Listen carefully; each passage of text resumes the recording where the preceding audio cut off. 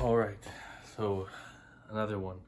This is going to be a interesting spiritual thought. You guys are probably wondering, based on the title, like, dang, how is he going to talk about something spiritual based on that? Let me show you. So, the funny thing is that this has got to be like, I think this is my third time trying to record this. What I've noticed the more I record videos is that when it's on a subject that I'm kind of nervous to talk about, is when I find it harder to get the words to come out in the right way. I have the thought up here, but to get it to come out in a way that's comprehensive is the challenge. And that's because this is something that might be offensive to some people. And I think it should be in a way, and I'll explain that. So in reality, in real life, we live in real life, we don't live in a fantasy land. There are ways to earn respect and to lose respect. As I mentioned in another video, respect has got to be one of the primary functions of life as a man, as in like everything you do is in order to gain respect, and everything that other people do determines how much you respect or disrespect them, I guess.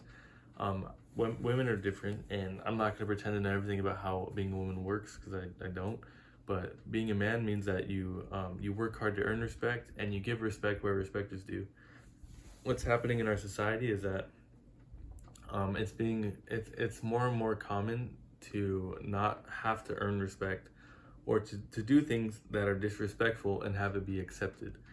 And I think this video should be more applicable to men rather than women, just because I'm trying to advise men and I can't really say too much about women. Hopefully some girl out there is as intuitive about these things as I am and is working hard to inform women. But so there's the B word and the P word. Let's just skip to that point. I can't ramble on this. I need to be direct and be bold. So as a man, you operate on principles of respect. When you are someone that is not worthy of respect and you act a certain way that decreases your value to other men around you, you turn into a B word. It's slightly different than a P word, and I'm going to explain how why. Maybe I say BI, and then for the P word, just say P. I don't know.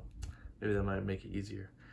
So when you act in a way that is costly to men around you, and that if by association other men might lose their respect by hanging out with you, then you're a B word. For women, it's different. Being a B word as a woman is like, well, it's also based on respect, but you act so disrespectfully to everyone that no one wants to be around you. And anyway, I think it's worse to be a B word as a man. And I don't want to get too far into the reasoning. I just want to explain logically what my point is. So to help me, I'm actually going to use the scriptures, and that's pretty cool, huh? That we can use the scriptures to learn more about what a B word and a P word is, the BI and the P. So my case in point for this argument is going to be in the Book of Mormon. We have King Noah. If you haven't read the Book of Mormon, you don't know about the story, as quickly as I can, resume it, as in like summarize it. There's a people that move from the main city, that move off to find a new land of inheritance that they came from in the past. Like their ancestors had come from this place. They had left that place and they now want to return to it, but it's inhabited by a hostile people that are notorious for killing and for pillaging and all these things. But the leader of the group, he has hope to inherit this land and to make it a place for his family and all this community to live in for a long time. And so he does it, but he's anyway, he is kind of trapped by these hostile people. They kind of tricked him by giving him the land, but then they trapped him and they turned that community into slaves. So what happens next is that that man dies, his son steps up into his place, and that's where the story starts. And you have to read it if you want to learn more about it and get context. But this man is both a BI and a P. He's a B word and a P word. His name is King Noah, and everything he does is literally what I would say as a classic textbook definition. He's a burden to his people. Only his friends like him, and his friends are also horrible people. They're also B words and P words. Anyway, so that's just an example if you want to go look at that and to give it kind of context as to what I mean. But I think in our society, there's too many boys that are growing up to be B words and P words. And it doesn't mean that they're horrible people like King Noah. What I mean is that they're taught values that are contrary to a man's nature, and by growing up in a society where it's okay to not be productive, it's okay to not command respect, it's okay to kind of be weaker and to not make something of yourself, then our society is overrun by these people. And the most important application of this, I think, is when it comes to dating, into marriage, and all these things, which if anyone has half a brain, they can understand it's kind of a major problem we have going on in Western culture.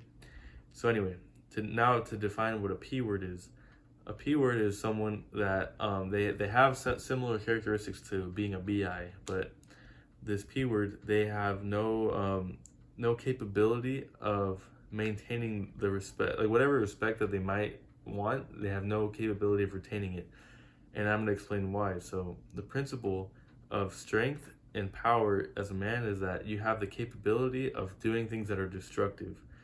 But every man, like, this is just my understanding of life, is that every man is born, and every man has maybe not from birth, but like pretty soon after birth, they start to develop violence inside of them, as in like kind of like a uncontrolled energy that tends to just come out in outbursts. And I think that's why I'm not sure on this. I think I've heard it's more common for boys to have ADHD than girls, but at least more are diagnosed. Anyways, that's why boys are more prone to fighting, like fist fighting and things like that. But every boy is born with violence in them, is born with this energy, and as they grow older, with enough interaction with other men, they learn they'll learn. Hopefully, they're taught as well by their father. If they're not, they'll learn later. If they're taught by their father, they'll learn earlier how this power works, this destructive power. And the becoming a man is when you learn how to use this energy and turn it into something productive. So what happens, and when you become a P word, is when you never learn to develop this power and you actually let it dwindle and to fade away. What you don't want to do is you don't want to lose this. Like, what we're being taught right now is that boys should not have this, like, you shouldn't have this part of you that's natural. And what happens when you deny something that's natural within you is that you become less of a person and you lose your identity. There's so many people, I would say, in general, but there's also so many boys that don't become men. They just become adult boys.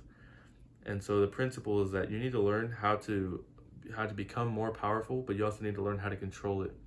And one way that I've heard Jordan Peterson teach this, and I 100% agree with him, is that we often misunderstand what it says in the Bible when Jesus says that the meek will inherit the earth. What it means to be meek is it's a synonym of humility, and it's almost like mildness, I guess, in a way. At least that's how we interpret it.